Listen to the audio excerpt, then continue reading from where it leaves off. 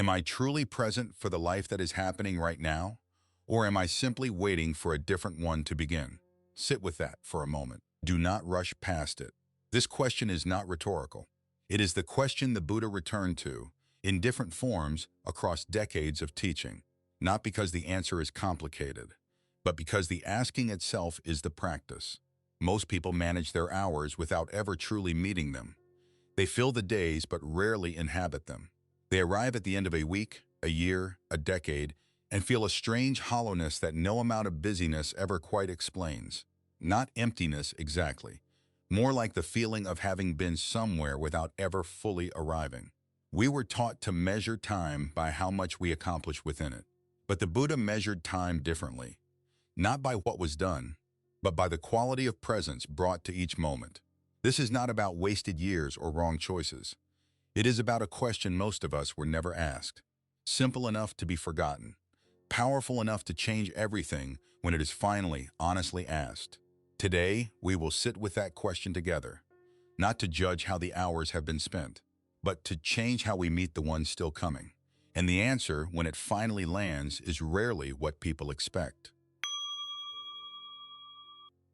1. Why we avoid the question. Notice what happens in the moments when nothing is required of you. The phone reaches for itself before the thought is even fully formed. Not because there is something urgent to check, but because the alternative, sitting with nothing, sitting with just yourself and the silence of an ordinary moment, carries a faint discomfort that most of us have learned, without ever deciding to avoid. The television is left on not for the program, but for the presence it simulates. A company that asks nothing back, a voice in the room that fills the space where stillness would otherwise be. The busyness is maintained not from genuine passion, but from something quieter and harder to admit. The fear of what might surface if the schedule were ever allowed to go still. We have become, most of us, extraordinarily skilled at not being alone with ourselves, not because we are shallow, but because we were never taught that the interior was somewhere worth going. In Buddhist teaching, this pattern has a name. It is called Papañca, mental proliferation, the mind's deep habit of filling every available silence with commentary, projection, memory, and anticipation. A kind of internal noise that runs so constantly, we have stopped hearing it as noise at all. It has simply become the texture of being awake. But here is what the mind is actually doing when it reaches for distraction. It is not avoiding anything. It is avoiding the one thing it has never been fully taught to meet, this moment. Exactly as it is, without improvement, without escape, without the comfort of something more interesting just one scroll away. I want to say something about this carefully, because it deserves to be said without judgment. Avoiding stillness is not laziness. For many people, it is the residue of a life in which stillness was never safe, never modeled, never offered as anything other than emptiness to be filled or weakness to be overcome. The avoidance made sense once. It was a form of protection. But what was once protection has become, for many, a prison. A very comfortable, very well-furnished prison, but a prison nonetheless. The question we are avoiding is not the dangerous thing. It is the avoidance itself that quietly costs us everything. Every hour spent not asking is an hour lived at a slight distance from the life that is actually here. Think of someone who has never learned to swim. They will avoid deep water, not from weakness, but from an honest understanding of their own limits. That avoidance is wise, at first, but staying at the shore for an entire lifetime is not safe. It is simply a different kind of drowning, slower, less dramatic, but just as complete. Tomorrow morning, try this. Before the phone, before the news, before the first demand of the day arrives, sit for just 2 minutes with the discomfort of silence. Do not try to fill it. Do not try to resolve it. Simply notice what rises. You do not have to answer it. You do not have to fix it. Only notice that it is there. That noticing, small as it seems, is the first movement toward the shore. And when we finally stop moving long enough to let the question land, something unexpected happens. It does not bring more confusion. It begins, quietly and without announcement, to bring the one thing most of us have been searching for in all the wrong places: clarity. 2. What the question reveals. When the question finally lands, what it shows us is rarely dramatic. There is no single moment of crisis to point to, no obvious turning point where everything went wrong. What the question reveals is quieter than that, and in some ways harder to sit with precisely because of its quietness. It shows us that much what fills the days was never truly chosen, not in the full sense of the word. Habits formed in a different decade, for reasons that made sense then, still run on without ever being examined. Obligations accepted so gradually, so reasonably, one at a time, that by the time they had calcified into identity, there was no longer any memory of having agreed to them. A life shaped more by momentum than by meaning, more by what was expected than by what was genuinely, quietly wanted. This is not a comfortable thing to see, but it is an important one. In Buddhist teaching, what makes this kind of seeing possible has a name: Yoniso manasikāra, wise attention. The practice of turning the mind toward experience in a way that leads toward understanding rather than deeper confusion. Not the attention that picks apart and condemns, but the attention that simply looks steadily and without flinching at what is actually there. The question is not asked to create guilt. Guilt is simply another way of not looking clearly. The question is asked to create the kind of seeing that the Buddha called the beginning of all genuine change. Not the dramatic kind of change, the real kind. The kind that begins with finally understanding what you are working with. Here is the distinction I want to offer carefully. Seeing clearly how the hours have been spent is not the same as condemning how they were spent. These are entirely different acts. Understanding is not judgment. It is simply the light that makes different choices possible. Without it, we change nothing, because we cannot see what needs changing. With it, everything becomes available. The question does not ask you to have lived differently. It asks only that you begin living differently from exactly here, from this hour, from this breath. The past is not on trial. Only the next moment is being asked about. Think of a navigator who has been sailing by habit rather than by stars. For years, perhaps for decades, the ship has moved by the momentum of old decisions, old directions, old winds that no longer blow the same way. When this navigator finally stops and looks up, they do not need to condemn the distance already traveled. Every mile brought them here. And here is exactly where the correction becomes possible. They only need to find the true direction and adjust the course from wherever the ship actually is right now, not from where they wish it were, from where it is. The Buddhist teaching of Maraṇassati, the contemplation of impermanence, enters here not as a dark thought, but as the most clarifying one available. This hour will not return, not this quality of light, not this particular configuration of your life and the people in it. When that understanding settles in genuinely, not as a concept, but as something the whole body recognizes, we stop treating the present moment as a rehearsal for the real life we are always about to begin living. We begin to understand that this is real life, that it has been real life all along. This week, take one recurring activity, something done without much thought, something that simply happens because it has always happened, and ask yourself honestly, without pressure and without judgment, am I doing this because it genuinely matters to me, or simply because I have always done it? You do not need to change it today. You do not need to do anything with the answer. Only see it clearly, perhaps for the first time, that seeing is not small. Seeing is where everything begins. Seeing clearly is where it begins. But the Buddha was always careful to say that understanding alone does not free anyone. What changes a life is what happens next, in the ordinary, unglamorous, daily return to what actually matters. 3. The practice. Here is something almost everyone who has ever tried to live more consciously has experienced. The insight arrives, clearly, completely, with a kind of quiet force that feels like it will change everything. You understand, in that moment, not just intellectually but somewhere deeper, exactly what has been missing and exactly what is being asked of you. And then, without drama, without any single moment of failure, the days resume. The habits reassert themselves.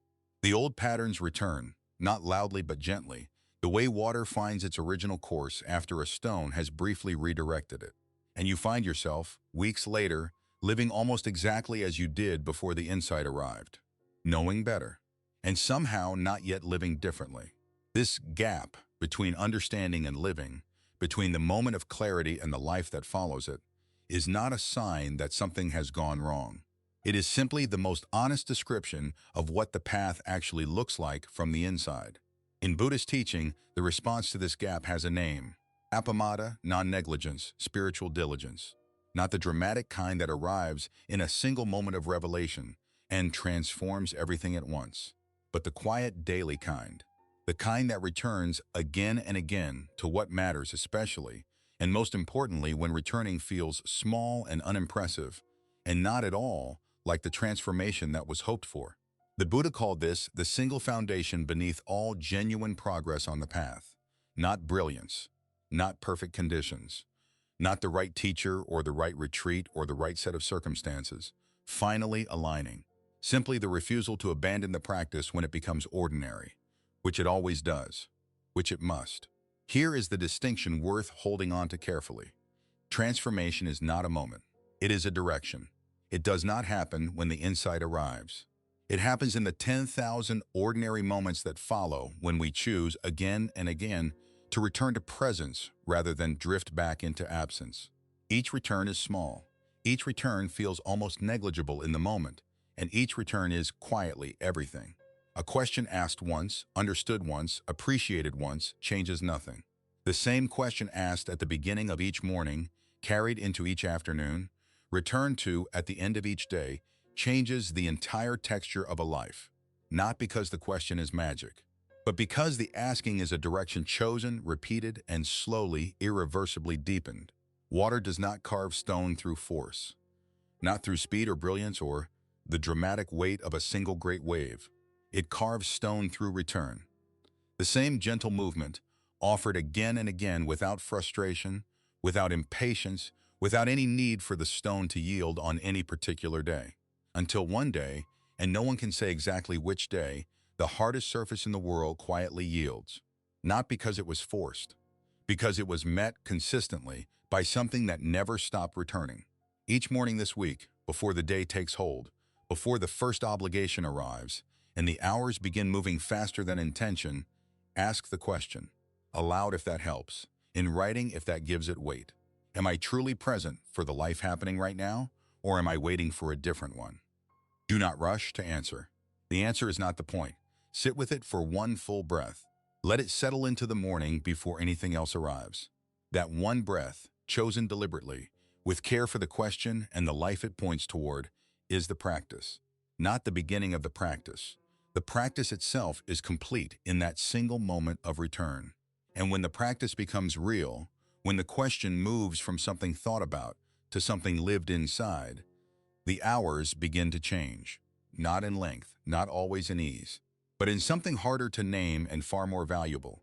They begin to feel genuinely, unmistakably yours. 4. Living the answer. Something shifts when the practice becomes genuine, and it announces itself not in grand moments but in small ones that somehow carry more weight than anything that came before.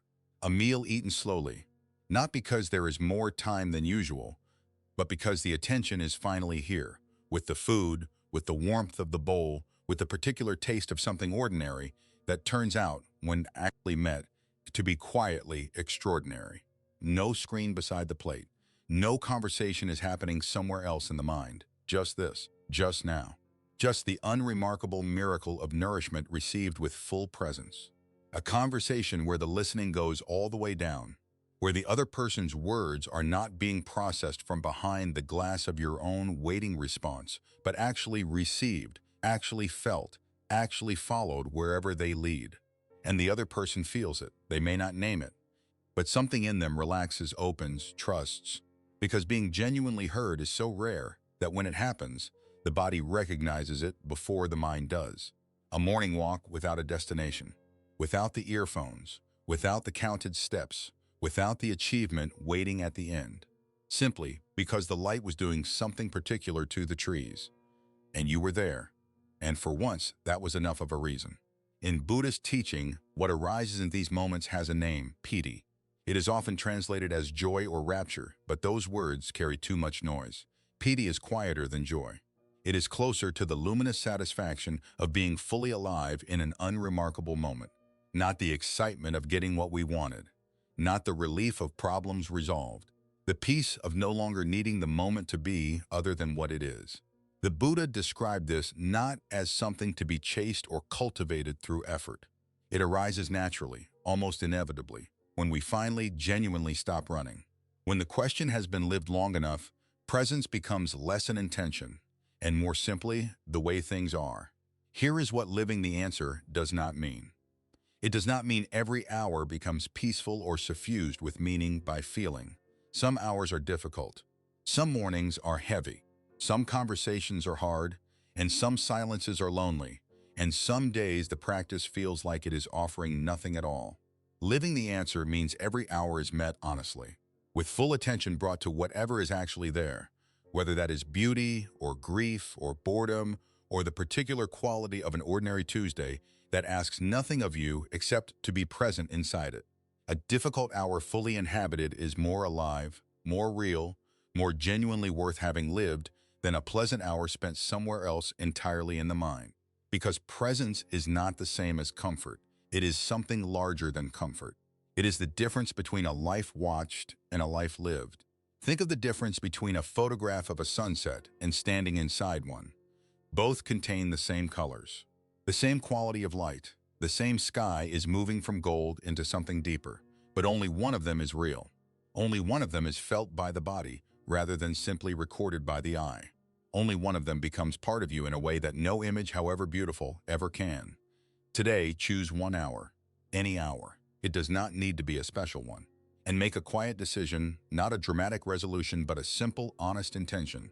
For this hour, I will be where I am. When the mind pulls toward somewhere else, toward tomorrow or last week, or the conversation that did not go the way it should have, simply return. Without frustration. Without the added weight of having failed at presence. With the gentle, patient attention of someone who has finally understood what an hour is actually worth. We began with a question. Am I truly present for the life that is happening right now? Or am I simply waiting for a different one to begin? The question was never about the past, never about the years already spent in absence or busyness, or the noise of a life that never quite stopped moving. It was never asking you to have lived differently. It was always only ever about this. The hour in front of you right now is asking quietly to be met. You have spent decades meeting what the day required of you. You showed up, you carried what needed carrying, you kept going through seasons that asked more than you knew you had. That was not wasted. That was the first half of the journey. What is being offered now is the second half. The same devotion, turned toward the hours themselves. You do not need more hours. You need more presence inside the ones already here. You do not need a different life. You need to inhabit this one. You do not need to have the answer. You only need to keep asking. The question does not ask you to have lived differently. It only asks you to stop waiting for a different life and begin living fully inside this one. May you be well. May you be present. May you be free. Sadhu, sadhu, sadhu. If this reached you, subscribe to the practice of returning. A like lets me know it found the right person. And if someone came to mind, share this with them. One question for the comments. What is 1 hour from this past week that you were truly fully inside?